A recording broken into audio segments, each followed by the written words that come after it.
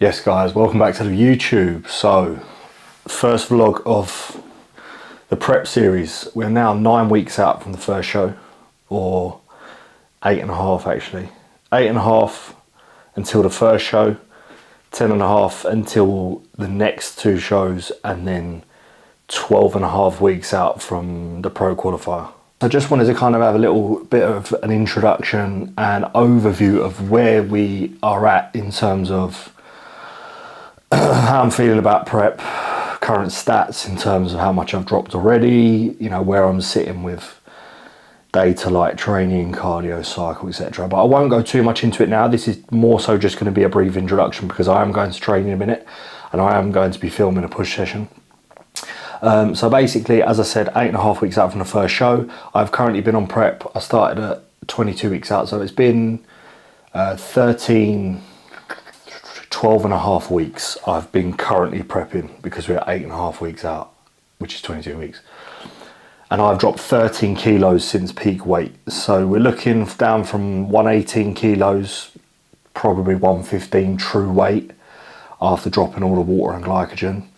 And we're now sitting around 105 this morning.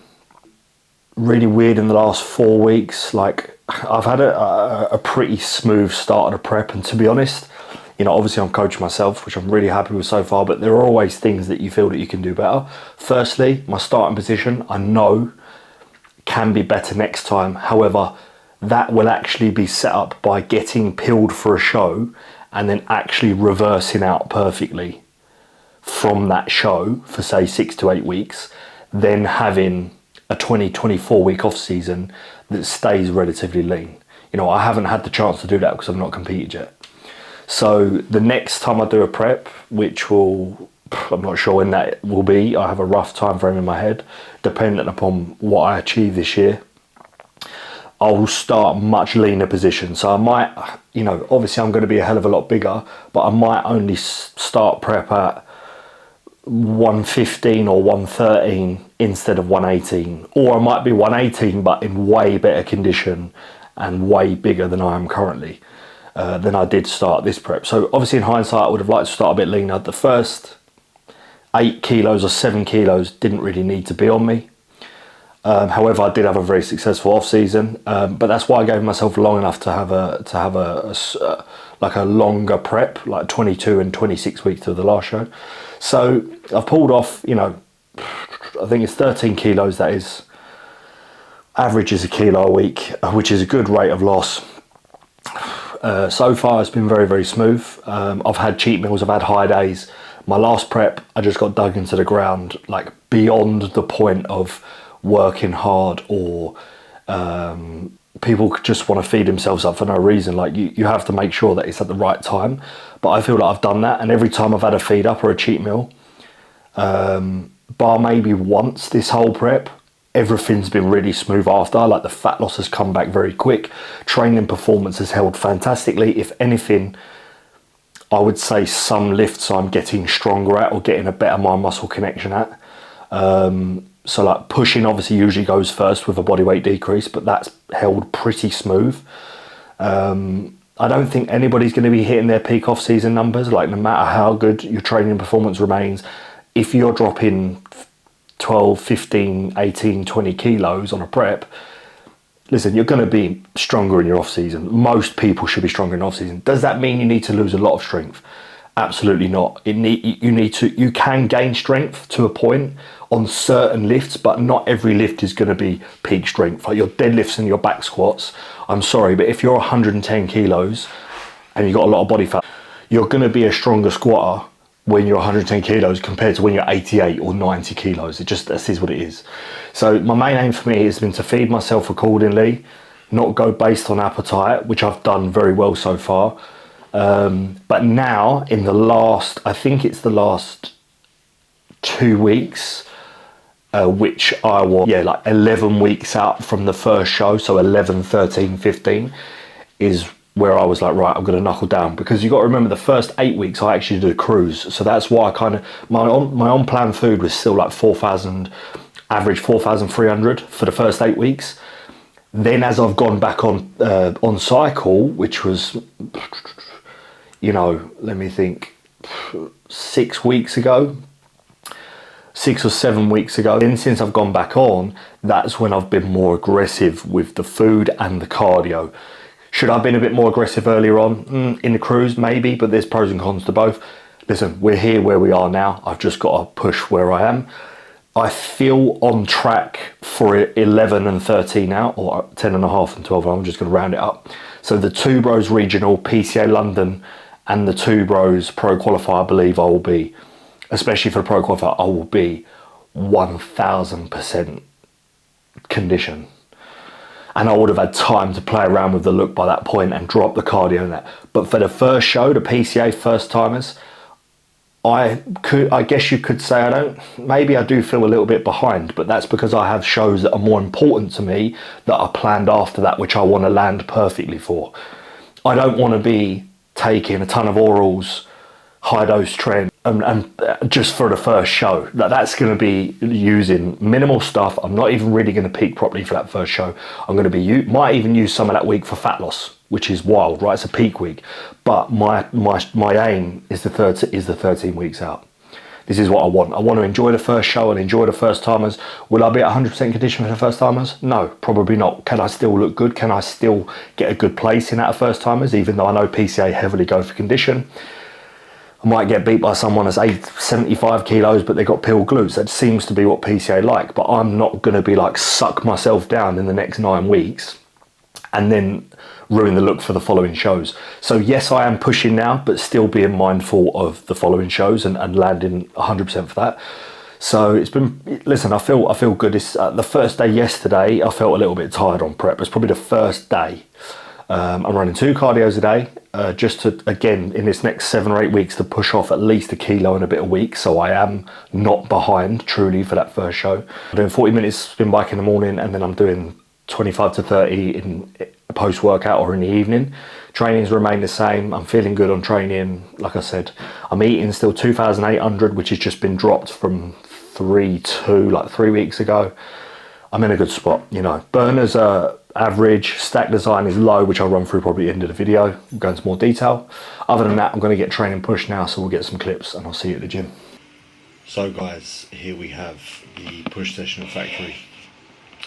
Starting off with the pec fly from high to low. I actually quite like these because they mimic the most muscular pose quite well. I definitely feel these like towards the inside of my pec, and then I get a good stretch on the way up, still hitting like some upper pec fibres, and then as I drive downwards I get a good squeeze of the inner pec and like mid to low pec as well. Great to get, you know, blood in the chest before your compound movements for chest.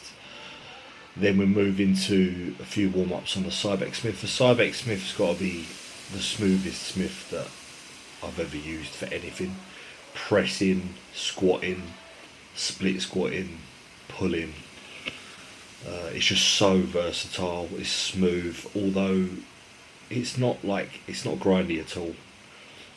It does obviously get heavy, but some Smiths feel heavy and are very grindy, whereas this is smooth but heavy. So I built up to, you know, a modest 3 plates, but it's more the control that I want to take you through here.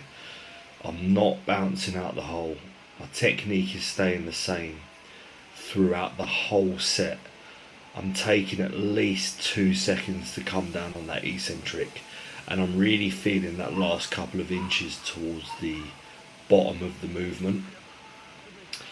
Really, like, some people rush that stretch position and bounce out, whereas I'm kind of taking my time, making sure that I'm obviously not getting injured as well, and being very careful, because I've seen a lot of people tear pecs recently because they're just bouncing it out the bottom, and they're just bouncing on the pec tendon basically, and the tendon doesn't like something where you've not controlled the eccentric as much.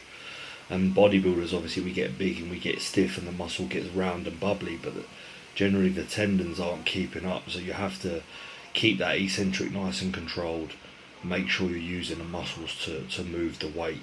So I think I did a feeder set here at 2.5. I've been doing a lot of feeders recently. Then I'll do my top set of 3 plates, and that was a back off set at 2.5 again. The top set and the back off to failure. The feeder sets are not to failure. This was like a feeder slash working set. So 3 plates, getting that stretch on the way down. Just trying to feel the pecs as best as possible. Not rushing the movement, making sure I'm getting nice and deep. The seat's set up so that I can kind of hit those upper pec fibres as I drive upwards and inwards. This was too heavy. I jumped from 3 plates to 4 plates. But by this point, after the Cybex Smith, I was pretty smoked. So I only get, obviously I still hit the same technique as the previous set, which is what you always want. But I only get like 4 or 5 here. I think that's 4, and then I get 5 slightly assisted. And that's my lot there. As I said, the pump was serious. I then moved into the Panatta flat. To be honest, there's not many great flat machines. I know John's getting in a prime shoulder press. I think he's getting the prime pec deck, which I'm really excited for. That's the best pec deck I've ever used. I'm not sure if he's getting a flat prime, but they haven't really got any flat good machines. Panatta was alright. Again, keeping it pretty smooth, staying on the pec as best as possible, didn't go too heavy. 2 plates and a 15. It feels a little bit off, but it kind of converges upwards and inwards. You know, I don't want to be doing dumbbells at this part of the session, like this deep into prep. Plus the dumbbells are pretty poor at factory anyway. So I just kind of did this for my flat chest movement. I then did a few like side races and triceps, but I didn't film those. So I think I just moved straight into abs. Just want to show people how to kind of do the abs here. This was probably a little bit too heavy for me. You don't want to rush out of that stretched position, and you don't really want to open the spine all the way up into a hyperextension. I like to pause at that top position whilst contracting my ab as if I'm doing a plank, and then the aim is to close the spine by getting your chest to your knees, which I'm not doing the best job of because it's probably a little bit too heavy, but I did definitely feel my abs a hell of a lot during this exercise. I've really hammered abs this past 6 months. I know I need to bring them up because every time I get lean they're not really there. My core is strong from all the deadlifting and squatting I used to do, but the actual abs, the ab development for bodybuilding is not great. So these two have been a staple. Slight tuck under of the pelvis here, leg raises. Again, not bouncing these are hard because I've just done the other machine, but just keep trying to keep it somewhat slow on the way down. Some people just kind of flap about.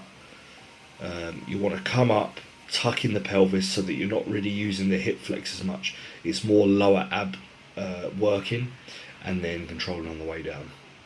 Alright, chopping my head off. Post-workout meal going down, if I can get this right. Yeah, so just got back from the gym. Pretty poor YouTuber, to be honest. Didn't film every session, every exercise. I got chatting with the owner. He lives in Wales, so I ain't seen him in ages, and I was just catching up with him. So as you can see there, we run through, you only saw chest. I ended up doing some triceps, not too much because I got arms on Saturday, and then I did some side delts to finish. I was actually doing a military barbell press on the Thursday push, but I changed it back to doing more chest work and then a side delt. Reason being, I'm not too sure. I think it's because we started training at factory. We run the barbell shoulder press up back in off season. So this current split, basically I've just been doing, I was doing a 1 body part split a week, and I was really enjoying that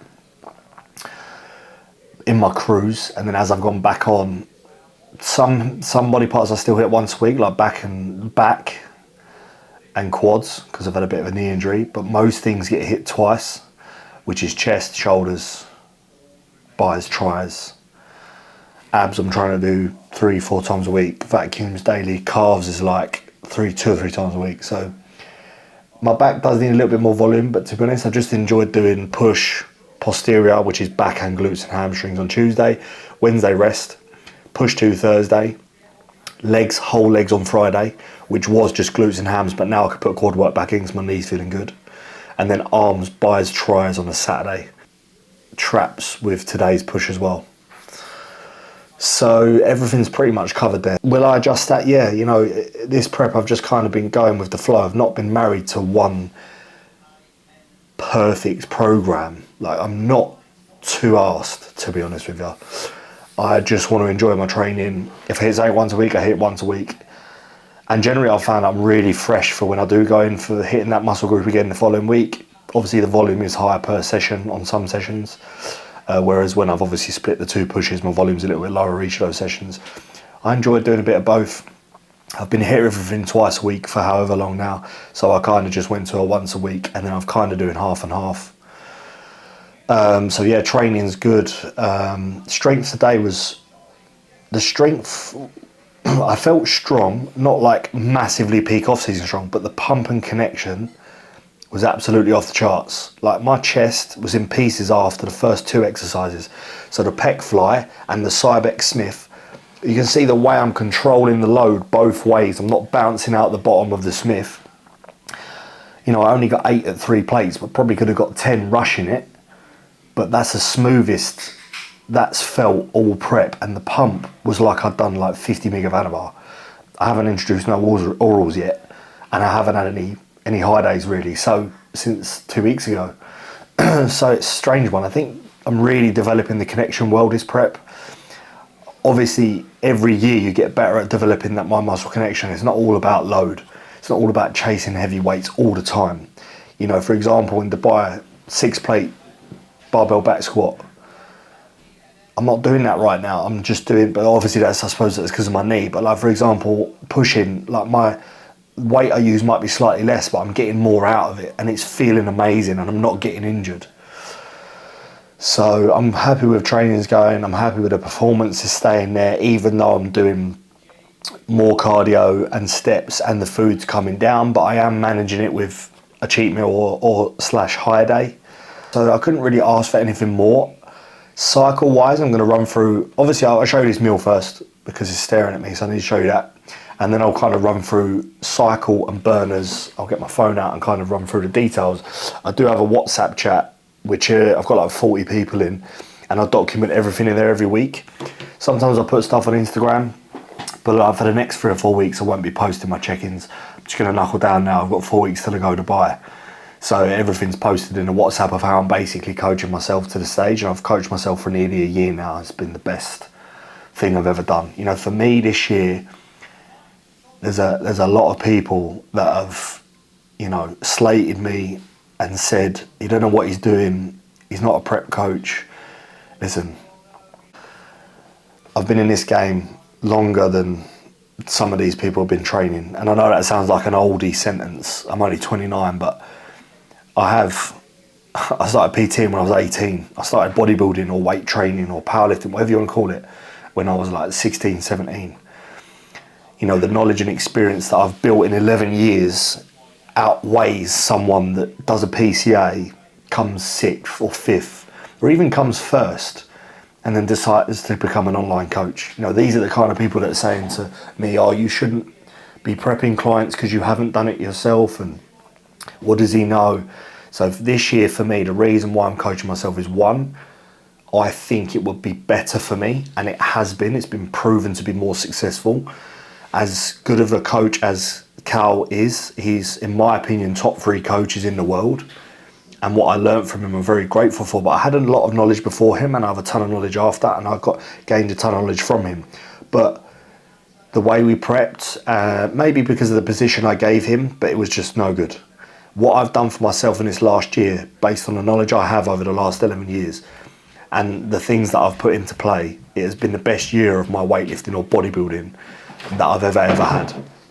I feel like I'm really coming into, like, my prime's going to be the next 3 or 4 years based on this last year. So the goals for me are pretty simple. Obviously, as I said earlier in the video, even if I don't win that first time a show because I'm not 100% conditioned, I can't be dissatisfied. But the aim is to do well at that first show, although enjoy it.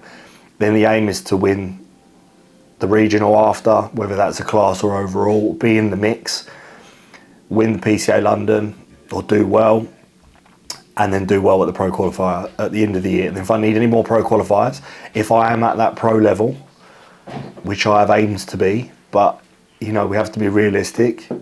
If I'm at that level, then I will continue to do pro qualifiers abroad. There's one in Denmark, there's Spain, or I think Romania, Poland. There's a few options that roll into November to allow me to get better if I need that time.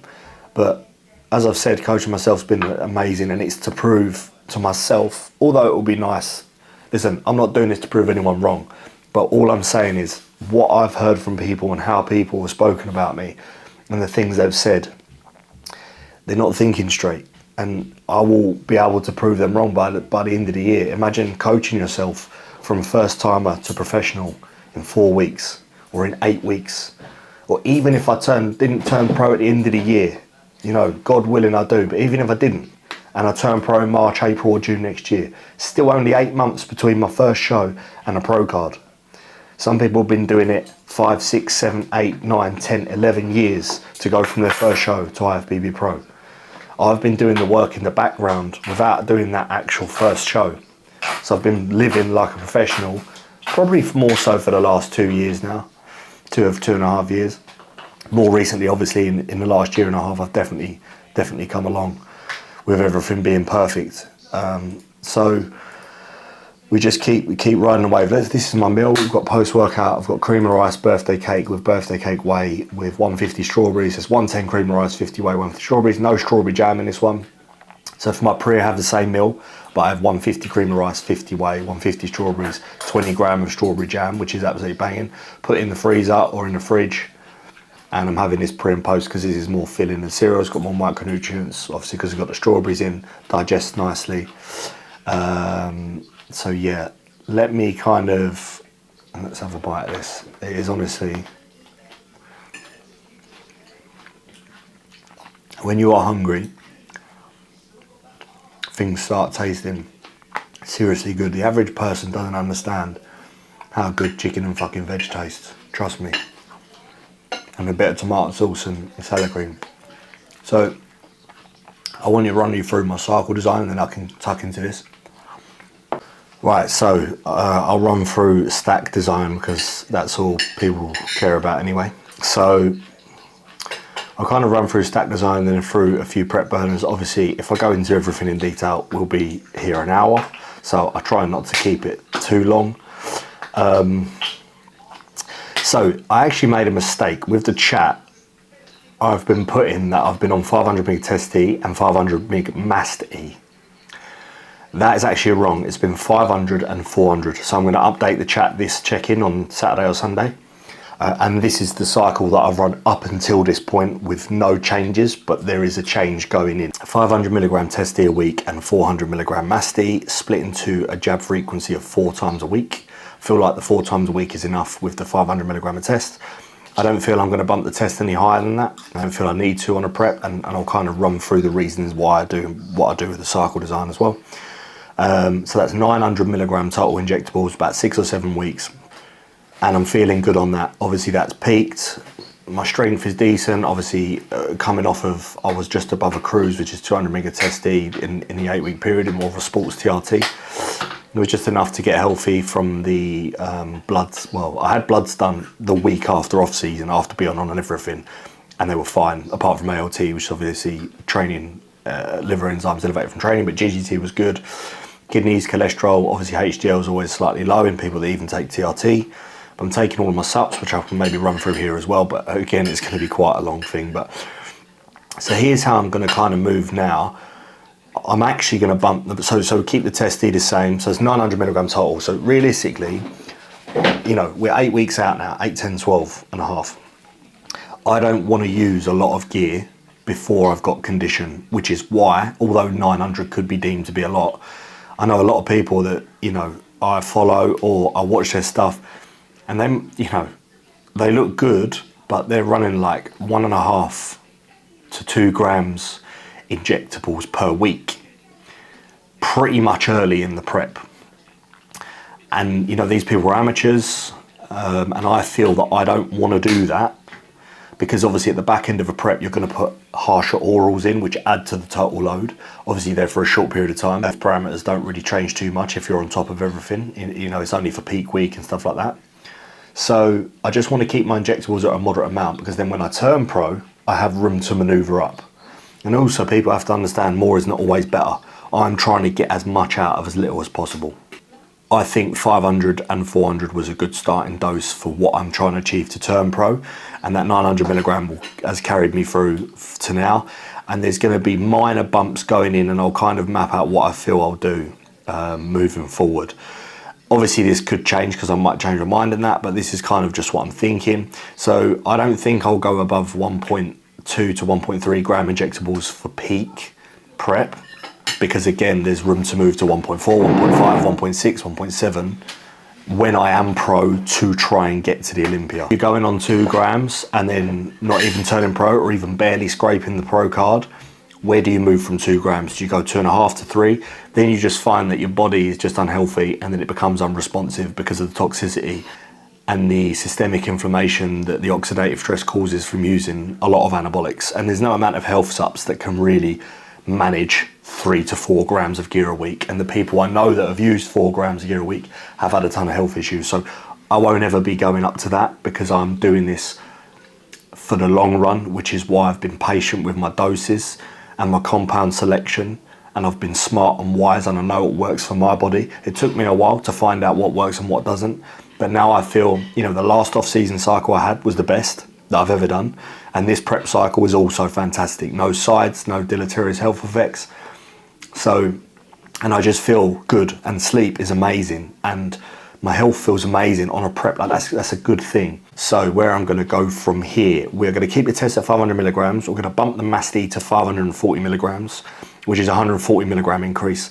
And then we're going to add NPP in at 100 milligrams per week, which brings the total to 1.14, so 1,140 milligrams. Now, bump the MAST to 140 milligrams, a little bit of benefit of that. Me personally, again, I don't think I'm going to be hammering 800-900 a gram, 1.2 grams of mast. You know, I see a lot of UK coaches doing that. Is a gram of mast going to be any better than 540 or 600? It's probably going to be a case of, for me, I think what I need is to get that true condition. I don't want to use drugs to mask the lack of condition for the last 3 shows in 11 and 13, or 12 and a half and 10 and a half out. So I want to use, as I said, as little as possible, with, you know, just being smart about stuff. So 100 milligrams of NPP is going in. Why? Well, I don't want to bump my testosterone. I'm already bumping my masteron, and the NPP is just going in there just as a little bit of a, because I obviously did it in off season. I'm only doing 100 milligrams, which is, it's enough. Obviously that's going to add to the total androgen load, but obviously I like how I feel in terms of, I don't know whether you'd call it joint lubrication. It's not really helping your joints as much as people say. I think that's more a bit of a myth, but I just feel okay taking 100 milligrams of NPP. I've done obviously a bit more in off season. It's a drug that I feel good on. I don't want to bump my test. Putting in the NPP, just trialing it on a prep, even though it's more of a wet compound, you can still use wet compounds on a prep. Yeah, I'm going to hold a little bit of water, but the idea is, close to the show, switch the NPP for Parabolan or Trenhex. Now that probably won't be until 3 to 5 weeks out of my first show, and I'll probably go in at 50 milligram of Trenhex. I've never done Trenhex before. I've only done ACE, but my prep was so poor I couldn't even train, so I didn't even really feel it that much. But I know that when I do it this time, I'll feel it properly because my prep's been managed well, and it will just keep that, you know. Listen, Tren is the most tissue retentive compound on this planet. I would say that is 100% fact. There's obviously other compounds that are stronger anabolic to androgen ratio, or no, actually no, I don't think so. I don't know if Ment is. But anyway, it can be managed. You know what you're getting with it in terms of sides, and 50 milligram for me is enough. If I want to bump it to 75 to 100 for the following shows when I'm more conditioned, maybe. But I know that my sleep goes on it, and I don't want my sleep to go, because the sleep is what's been helping the fat loss and the muscle gain on prep, and just feeling good for not just prep, but my business as well, and feeling locked in mentally. You know, I feel switched on business-wise, which is great. So 500 test, 540 MASTI, 100 NPP, and then in 5 or so weeks, or 4 or 5 weeks, switch the NPP out, get rid of that watery compound, bring the Tren in, which is obviously a lot drier compound. So that will bring the total load back down to 1050 milligram. Then I'll probably put in 150 milligram of DHB, which will be the last injectable that goes in. DHB I did in my last off season as well. You have to be careful because a lot of these compounds obviously cause different size. One thing with DHB, it does increase liver weight. So you have to be careful with your, not just your ALT and AST, because that will go up from training and stuff like that, but more GGT. So yeah, I'll probably get some bloods done at like 3 or 4 weeks out when I'm out in Dubai, just to see if it's right. But that probably won't go in until a couple of weeks anyway. So we're probably going to look to switch the NPP with the Tren, and then the DHB can go in with the Tren when I'm about 3 or 4 weeks out. By the time they're kicked in just about for the first show, but not too far out to where I'm getting any sides. I didn't have any side effects on the DHB, and my liver was good after running DHB for about 10 weeks in off season. So that's how I know I react well to it. And also I just felt very good in off season. It was, like I said, it's the best cycle done. My cycle was test, NPP and DHB. Those were just the 3 injectables. And I think I did 1.15 grams total load of that. I think I did a bit more test. I obviously didn't have the mast in there. The mast is obviously in there because it's prep now, so it's a slightly dry compound, you know, it helps you look a little bit grainier when you're very, very conditioned. I know DHB works well, 150 milligrams is enough of that. So that brings you to like 1.2 grams.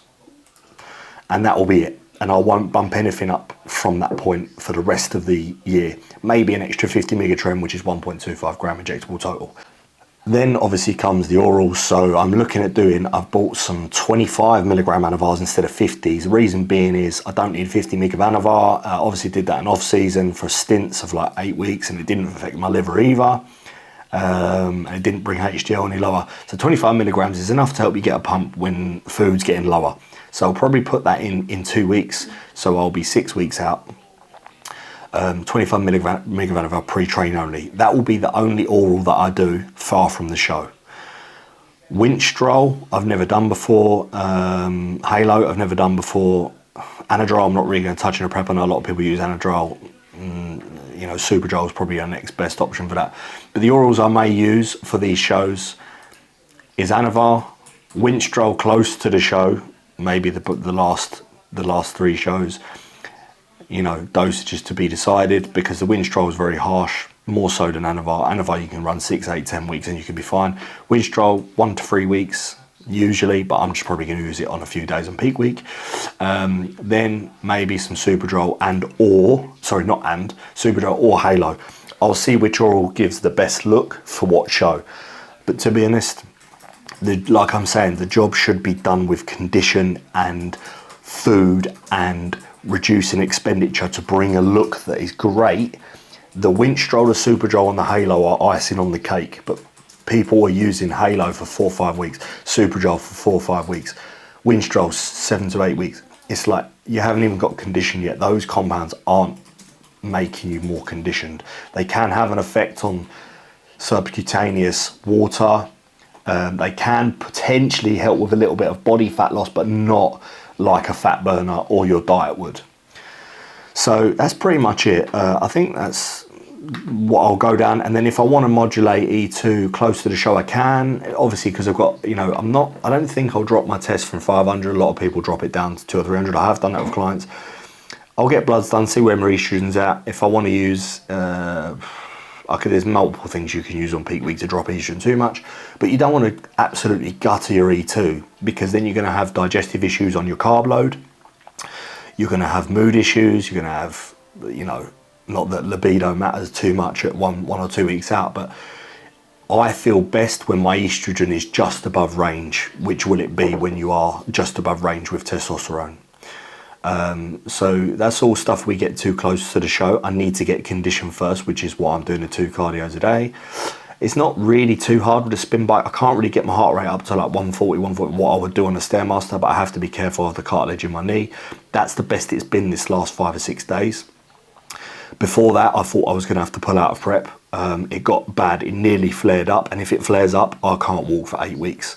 Cartilage is a tough one.